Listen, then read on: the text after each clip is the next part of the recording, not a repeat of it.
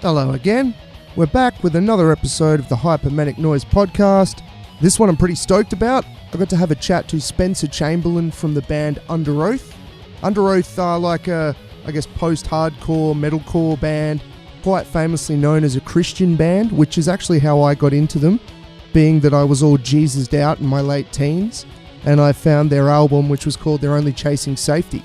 And I really got into it, and I kind of identified with the lyrics. They never mentioned anything about being Christian, but as someone that was thinking from that perspective, you could kind of see different things in there. But I don't believe in God anymore, right? Because I've seen too much bullshit. I've lived enough bullshit for 3 or 4 lifetimes, and there's no God. And it seems the guys in Underoath have gone a similar path of discovery because none of them identify as Christians anymore, and we had quite an interesting chat about all that. It's good to see they've grown the fuck up as well, and their music, man, Jesus Christ, this new album called Erase Me is fucking killer, and I've included a track from that, which is called With Teeth, I think? I don't know. But you'll hear that, then the interview, then at the end you'll hear a song by Bloodredskies, which is my solo project, called God, which is all about losing your faith, and it seemed appropriate.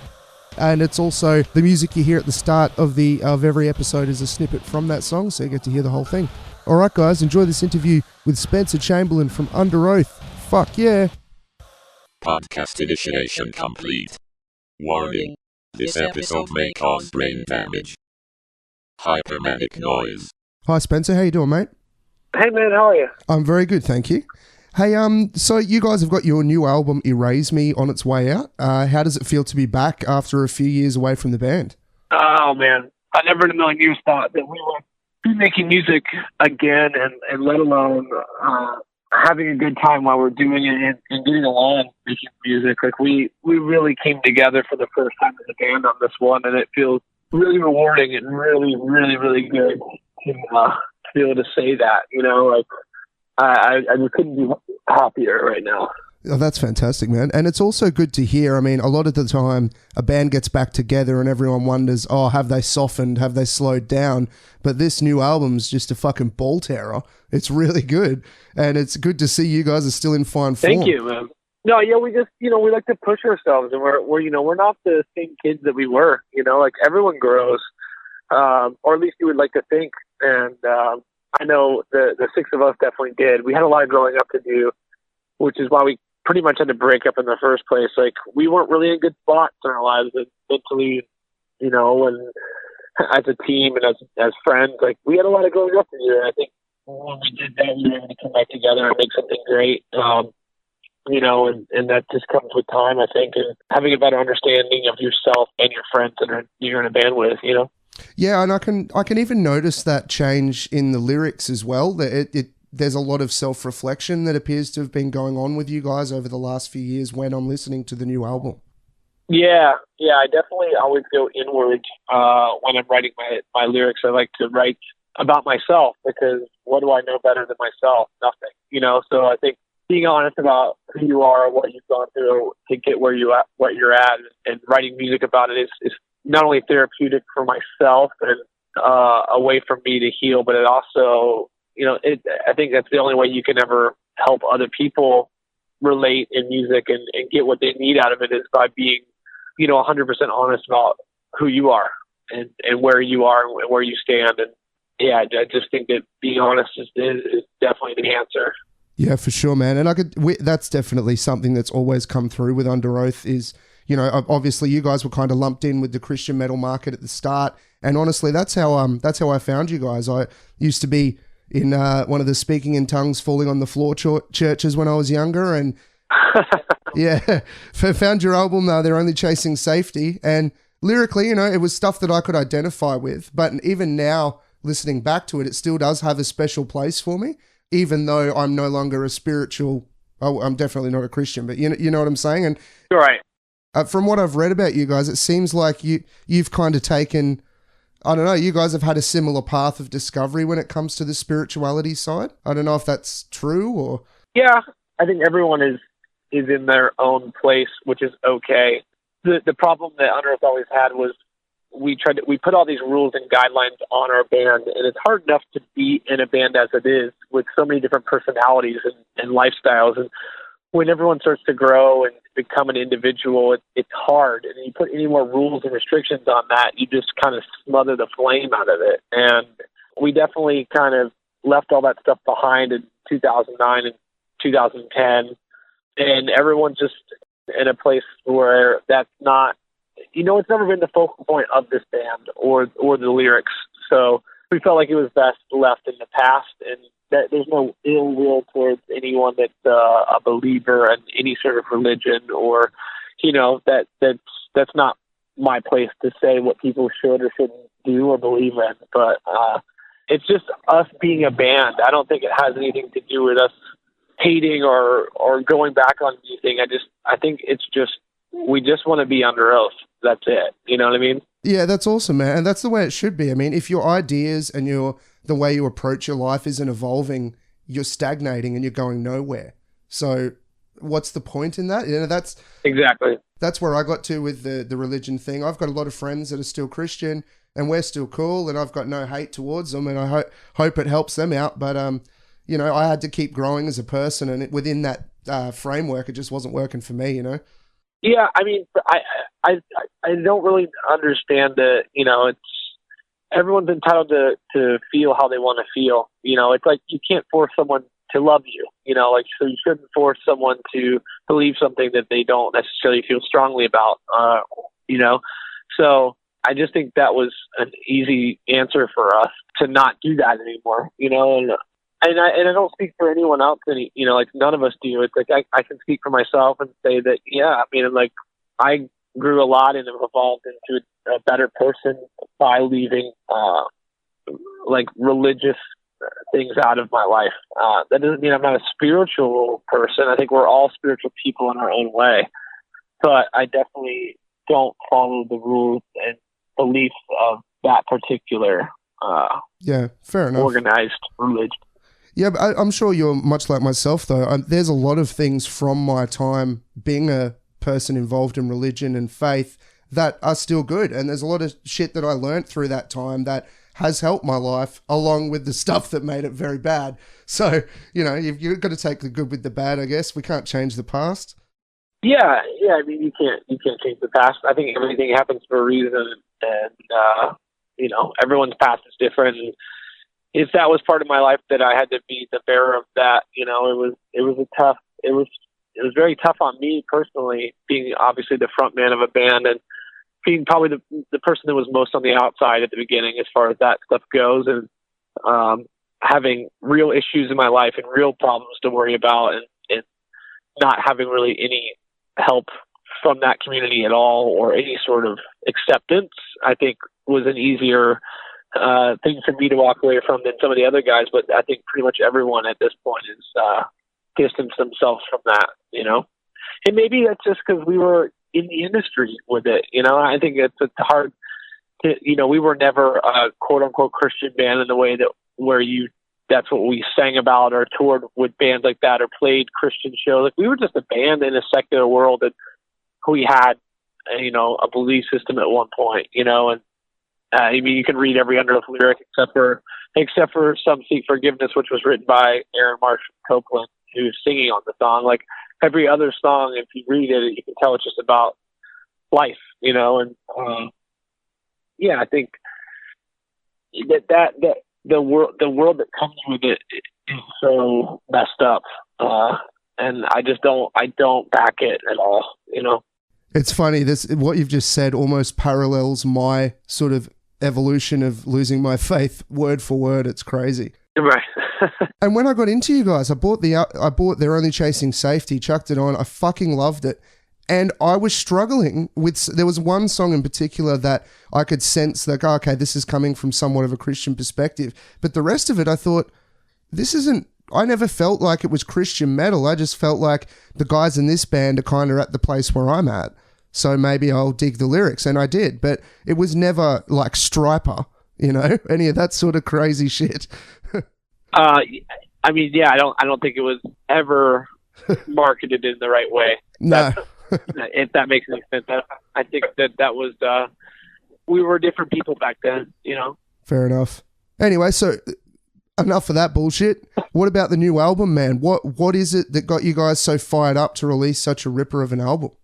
I just think the whole idea of doing some reunion shows, you know, we're not the type of band that doesn't, we're all players, you know, so it's like, you're going to put us in a room together, we're going to write music. It's next to impossible. Like, we tried really hard not to at first because we didn't want to put any pressure, because getting the band back together it's like fixing a broken relationship, you know. It's like, oh, do we trust each other? Is this the right move? Are we, you know, stable enough to take it to the next level or whatever? So I think we kind of like, I thought it was a no-brainer, you know, for me, but I didn't want the band to break up in the first place. So it was a little bit maybe easier for me to say that, but some of the other guys weren't sure if this is what they wanted to do with their life again. So after the first Rebirth tour in America, me and Aaron just started writing anyway, like alone. Just like, hey man, if they don't want to write, I'm not going to sit around and wait for them to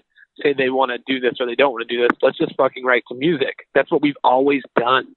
Aaron's been my best friend since I was like in my teens. So we just started getting together and writing music. They didn't want to be in a band. We just started a new one, you know, whatever, who fucking cares? And after time went on and we just kept working on stuff, and then Chris and Tim got together. And those are the only four people that write, me and Aaron and Chris and Tim, you know, and they started working together. And then we got together and all worked together in Tampa at one point, and eventually got to a place where we thought, yeah, man, we've got a bunch of songs here, so let's do something with them, you know. And we had about 30 or so when we went into the studio. Wow. Which is the most we've ever had. The most Underoath has ever worked on anything, the hardest we've ever worked on anything, and the first time we've ever had time to work. Because once we started, we never had that time to write the right record. I think Underoath has a lot of good records, but this is our first great record because we actually had the time to work on it and work through things and like, is that the right part? Is this as good as it can be? And like, you know, like, I don't know. I just feel like this was the first time we had a real chance to make something great. And we spent the time and actually had pre-production, which we've never done, and like where we actually recorded everything before we recorded it. Really made sure we picked the right songs that we thought were best representation of where we're at and where we're going. And, you know, it was awesome. I'm proud of all of us. You definitely should be, man. From listening to the new tracks, you can definitely feel that fires back with you guys, but everything from the songwriting, the playing, it's definitely the best production, the best album sound I've ever heard for one of your records. Like, for a comeback album, you guys have definitely kicked it in the dick, so to speak. Yeah, I think that's the thing. I never pretend. I feel like I see a lot of artists pretend that they're not fans of music because they're artists and people look up to them or whatever. But I'm a huge music fan. Like, I love music. I listen to bands. I listen to everything. Like, at least give everything a chance, you know? And I get really disappointed when a band comes back, especially a comeback, and they go phone in some shit from when they were popular. Like, yeah. To me, that sounds like a bunch of B-sides off of your big record. Like, yeah. I don't want to hear that. Like, I connected to that record for a reason. So make me feel something again. Make me, you know, make me like fall for you again in that way of like, oh man, like the way you made me feel whatever record I fell in love with that they're going to go back to and try to recreate. Like, I don't want that. I want to fall in love with you again. And I want you to do that to me in a different way because I've already felt the other way, you know? And I get really disappointed with a lot of bands that just keep rehashing the same shit over and over again. And I'm not saying I'm better than any of them. I was conscious about that. I was like, we're not going to go pretend to be, you know, Steve and Aaron and Tim from 2006. Like, that's not realistic. We were kids. We had no idea who we were. We didn't know up from down, and we didn't know where we wanted to go. And we didn't know a whole lot about songwriting. We fought through everything. We disagreed on everything. Why would we go back and do that when we're men that have learned a lifetime's worth of lessons since then, and made our fair share of mistakes and fallen down and picked ourselves back up probably 100 times since then. Why wouldn't we take all that knowledge and make something new? And that's what we did. And it's going to piss a lot of people off. And a lot of people are going to be like, that's not my Underoath. I want the screaming, singing combo, and I want this. And it's like, well, we're never going to do that. You have those records. We're still going to play those songs live. We're never going to not play the songs from Chasing Safety to Find a Great Line, Lost in the Sound. You know, like those songs make it onto every set list. You know, it's like, you have that. Why do you want that again? Don't you want to feel challenged? Don't you want to feel something new? And I think people definitely fear change, and they are definitely we did what we wanted to do because we're selfish, and as an artist, I think you kind of have to be. And look, man, it paid off, and the new album's great. And what's the plan for returning to Australia? You guys were down here early last year. How long do you think it'll be before you make it back? I've heard a few different things, but it's definitely going to happen. I don't know exactly, but it should be, I would say early 2019, I would think, if not sooner, you know, I would hope. It's definitely one of our favorite places to go. So, yeah. Well, anyway, man, look, I think we're about out of time. Thank you so much for chatting to me. The new album, Erase Me, is about to hit, and it's going to explode. It's amazing. All the best with the tour, and hope to hear more from Underoath. Awesome. Thank you, man. Thanks, Appreciate man. it. Cheers. Hell is a reality. Who goes there, preacher? The lost, the lost, the lost, the lost. He said, I came to seek and save that which is lost. Either you're saved or you're lost. The lost go to hell.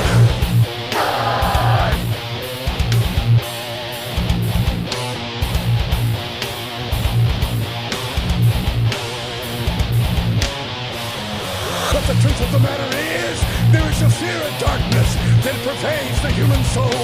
What is tomorrow? What does death hold for me? Is there truly life after death?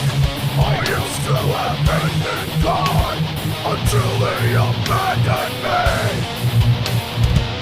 This world around me is so fucked up. Even a child could see.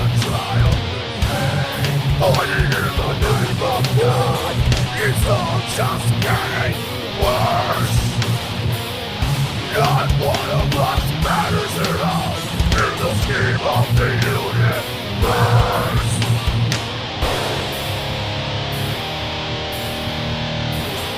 I truly did believe I believed, but my faith's been smashed by all the pain I see.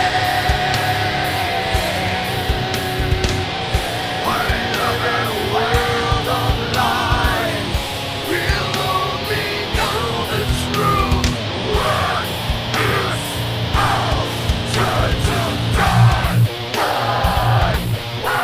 What you when I think that something. Where will you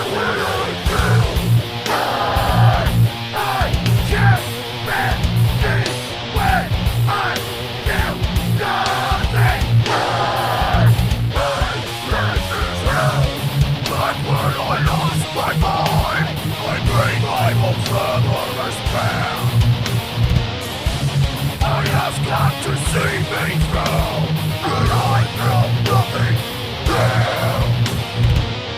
I just can't keep believing there's nothing but hatred and I feel scared.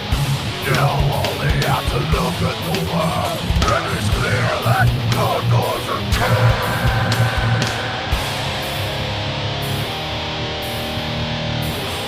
I truly did believe I believed, but my faith's been smashed by all the pain I see. When in a world of lies, we'll only know the truth. What is our turn to die?